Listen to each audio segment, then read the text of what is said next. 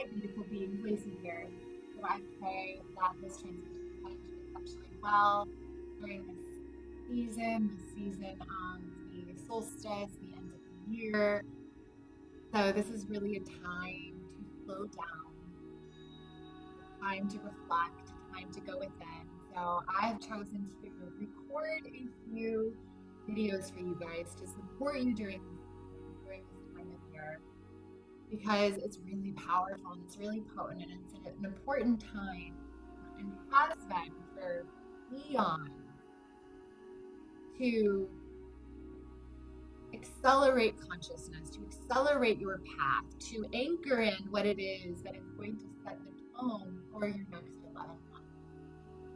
So the solstice quite literally comes from the Latin word sun, sol, stand still, sistere.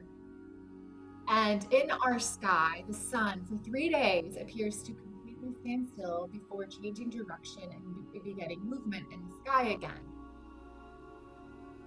And so this is the sun, S-U-N or S-O-N, metaphorically dying and being reborn. This is actually why Christmas is celebrated when it is, when we now pretty collectively know that this is not the time for this. Yeshua was actually born. And so why now? Well, because of the initiation ritual that was the crucifixion, the death, 3 days in the tomb, and then being reborn. And so the sun represents in astrology our ego expression, our external personality. And so it is essentially an ego death that is taking place. And it has been said that this last year, 2023, was a year of ego death. That it was truly laying the death of all that does not serve, all that we are not taking with us as baggage, that we're not carrying into our 2024 and into our fifth dimensional timelines of reality. And so this is the solar new year. The sun is quite literally beginning a new cycle, and this is a turning point. And at this time, we're being invited to find our way back to ourselves. This is a time of rest and reflection. This is a time to honor and acknowledge endings and new beginnings. A time to honor your past while clearing space to make room for what you desire to experience. This is a time to evolve and ascend, but first we have to take the time to spiral within, acknowledge our shadow self and the wisdom that it shares, bringing the light and love of our awareness in the darkest of our subconscious.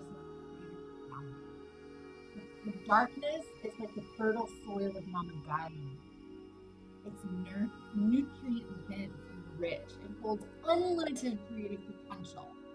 And it was within this silence of the fruitful darkness of reflection in which our soul's yearnings and new inspirations will emerge.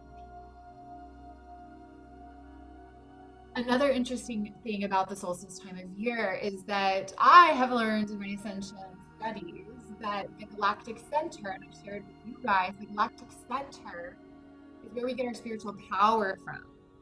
Our spiritual light is being shined from there. So the closer we get to it, the more spiritual light we are receiving, the more spiritual light we have access to. And so as we descend and go away from it, it's a descension cycle for 12,000 years, and then 12,000 years of ascension as we get closer. And so the center of the galaxy is important. Well, throughout the year, during the solstice time, we are at the Galactic Center. And so we have more spiritual light available to us, more photons, the electromagnetic energy to activate our light body beings, which allows us to increase our consciousness, more energy, more consciousness. And so that is what is available to us at this time. And there's literally a thinning of the veil where we are actually able to access not only the deeper depths of our subconscious, to excavate, love, and alchemize, but also have access to our higher aspects of being, to our divine team and light and spirit, and to support us during this time as well. So the guardians are preparing us to accelerate our shadow body for restoration. We're being supported in all of that. And so Ascension Guide, Sandra Walter, she actually calls this time from 12/12 to the end of January sacred season. Sacred season. And it's a time, or literally a passageway, to come into deeper perspective or comprehension of our own experiences, of our own sacred self. Using the stillness of winter, of the longest night of the year, to gain greater clarity. And to use that clarity for greater purification for our rebirth.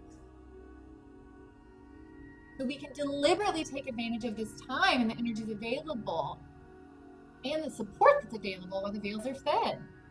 And so during this season, we decide how we're going to move forward. We really do set the tone for the next 11 months. This solar death and rebirth is really been built into our ascension cycle, our ascension journey. And during the winter solstice, the northern hemisphere, we're going to meet death and then that resurrection. This is the shedding of the old self.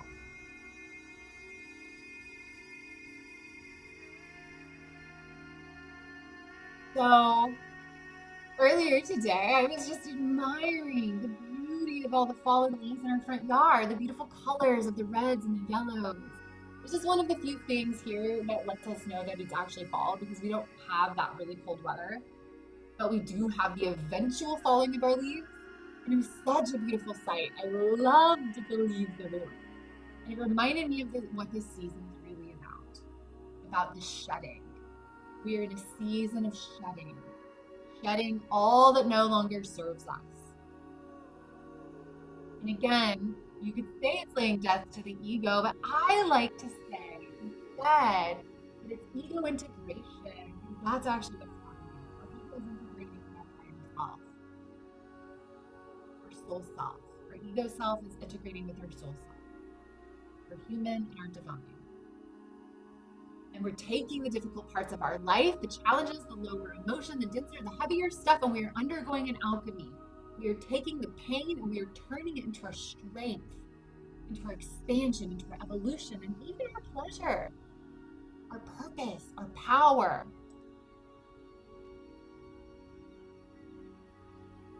That's quite literally what this whole human experience is about. This is the whole reason we came down here.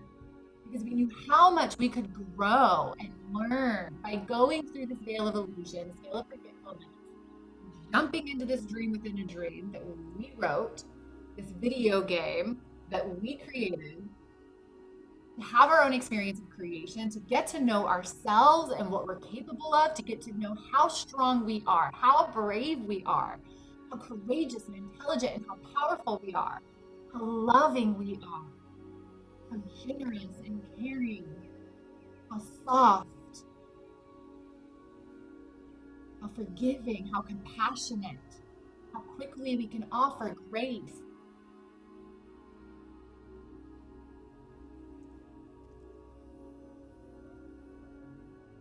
It's quite literally the law of polarity, right? As far as the pendulum swings to the left, it'll swing to the right. So we recognize how powerful these parts of our life are. But the pendulum swing to the left, that particular polarity is the same as what we can experience as the pendulum swings to the right. And yes, there is a powerful place of neutrality in the center of that. But the reality is, it just comes naturally with the experiences of polarity. Because that's what we're doing. We're reconciling all polarity. We're coming into greater divine union with the 0 point, this Christ consciousness field, the perfect balance of masculine and feminine, the negative and positive polarity. And everything is electromagnetic polarity. Everything is electromagnetic energy. And so that polarity is part of us, but the duality, the separation does not have to be. And that is what the whole human experience is about coming into integration with our soul self and embodying our soul self. This is what embodied ascension is. Bringing that part of who we be, the truth of who we are, down into a state of embodied being. So it's such an honor to go into practices like this, because this is a journey into something that doesn't feel good, that perhaps causes some pain, or we are worried or stressed, or this experience has brought up some fears, perhaps fear of our future, or fear of failure, fear of being wronged, fear of being judged, being persecuted, fear of being seen or heard, and even fear of death. So we are here to go into those fears. We are here to go into that pain, because pain is expressing to us, pay attention inside now. Inside, at what is really causing this physical pain, at the emotional and mental levels. Where is this pain stemming from? And when you go into the deeper depths of your psyche, you start to evaluate what emotions come up for you. You start to evaluate the beliefs that are attached to those emotions. And when you go even further back and you say, when did these first happen? When did I first feel this way in my life? When did these beliefs first get created? At what point as a child? And that's really what all these painful experiences, these difficult, challenging, denser, heavier experiences have to offer us. Our light is literally shining into our subconscious and reflecting back to us the places and spaces within us that have been suppressed and repressed, that we have tried to forget, and that we've created shame around. Perhaps even part of us has regretted. And we blame ourselves, or we blame another for something we believe happened to us, rather than recognizing that we created that for us, for our divine purpose, for divine reason.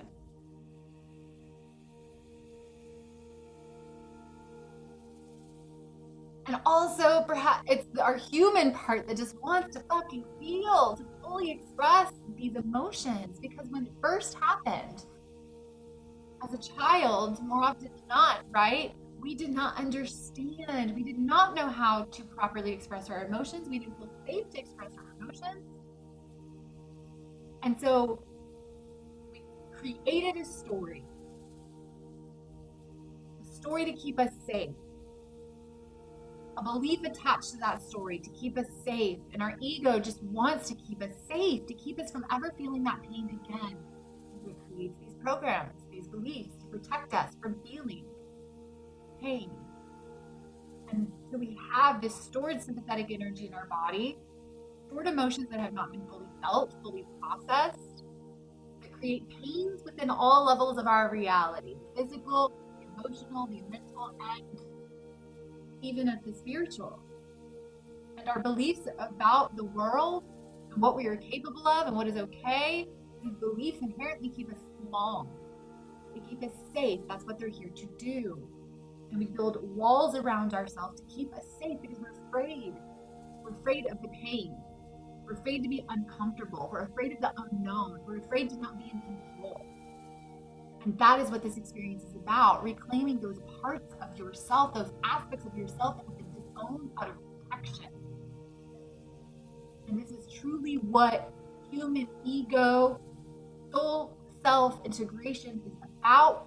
We're not getting rid of it and just dumping it. No, we're alchemizing it. We're turning our pain into our expansion. We're recognizing that these experiences were designed for us and by us, and that our biggest challenges are actually our biggest strengths. And which we alchemize and internalize and embody the lesson when it truly does become our biggest strength. Not only that, it becomes part of our story. It becomes part of what we've overcome. It makes us who we are, and in that, it's the ways in which we inspire others. And then we quite literally carry those codes of reality in our energetic fields.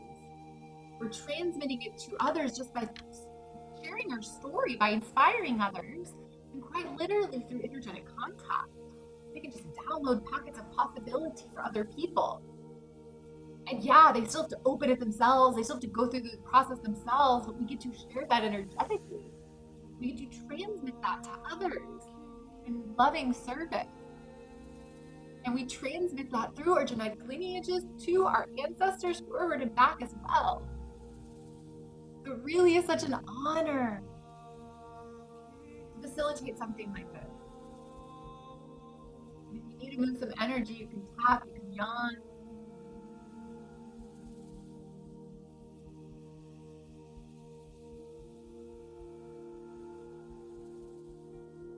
So it's an honor to facilitate something like this, to support you all with something like this, but I'm going to facilitate later because we're going to look at these experiences that made you uncomfortable this year. We're going to ask yourself those questions. Why?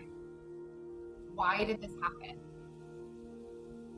Why did I choose this? Why did I create this? What is this experience here to teach? Show me. Why would I choose this experience for myself? Why would I create this? Because, and oftentimes it also includes other people. Why would we create this? Because we create together. Because the thing is these experiences oftentimes include other people. In fact, most trauma is created in relation.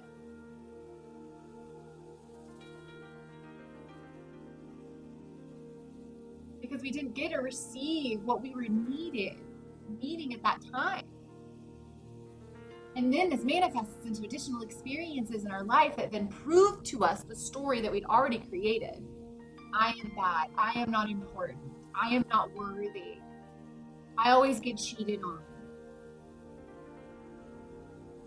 I am a failure.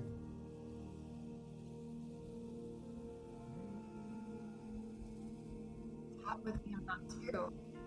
I'm bad, right? Like, how many times do underlying, like, our inner child actually have that story?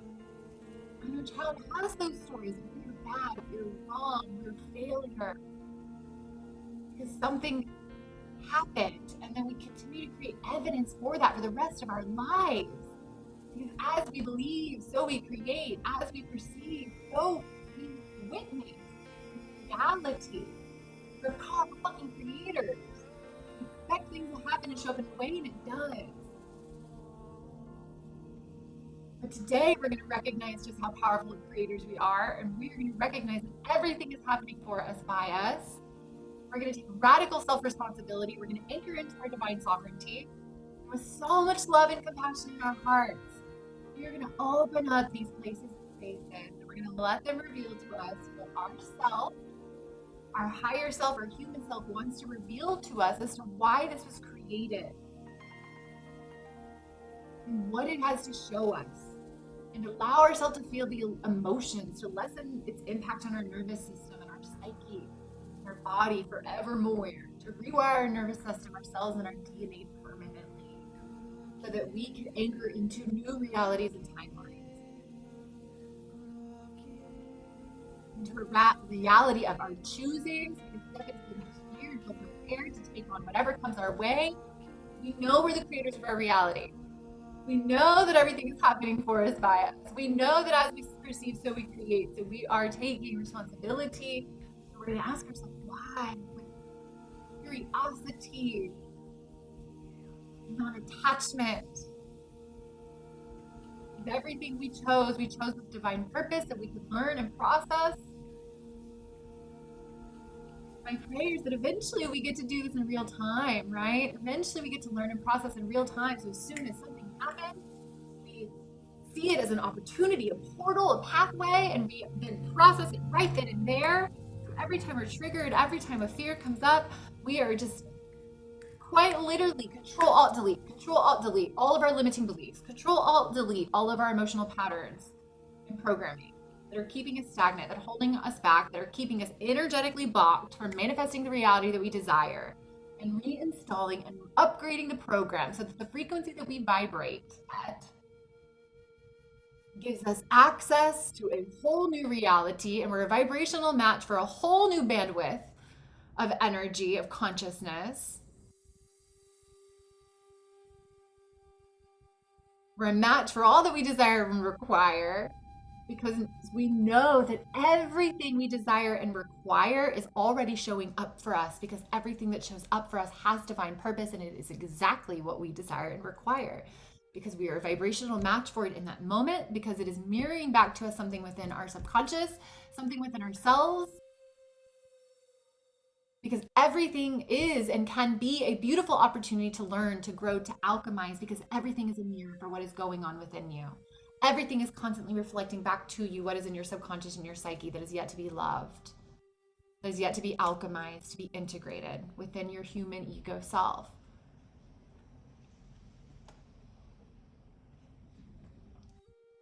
So, yes, in a way, an ego death. But again, I prefer ego integration because our ego is just here to protect us. And that's what it does. It's doing exactly what it was designed for. You can think of it, our ego as a computer program, and its directive is to protect us, to keep us alive, to keep us from hurting, to keep us from pain. It is really fucking good at it. This is an ego integration, an ego loving, an ego retraining. We're reminding our ego as to what is actually true and who we really are as our higher soul self. And this allows us to reach those higher states of consciousness because we're lifting the ego up. We're not just getting rid of the stuff we don't want, like, oh, dump that, it's gross, it's heavy. No, we're alchemizing it and we're not just going up. We're not, like, you dump the stuff and you go up here. You alchemize it and you go up double, right? The pendulum swing. So you actually expand.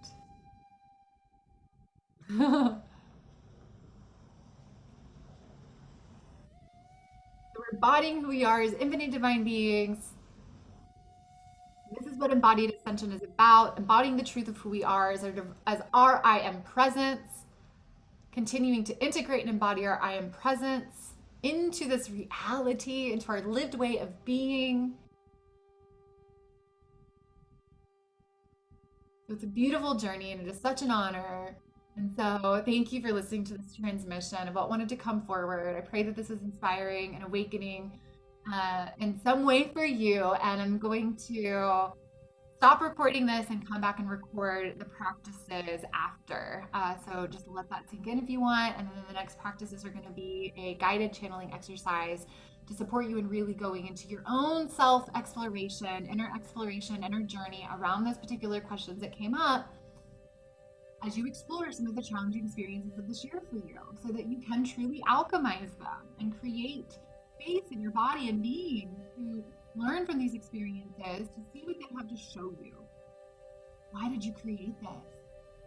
What is this mirroring back to you? What is this showing you? Where were you triggered? What beliefs, what emotions came up? What beliefs came up? All right, I love you guys.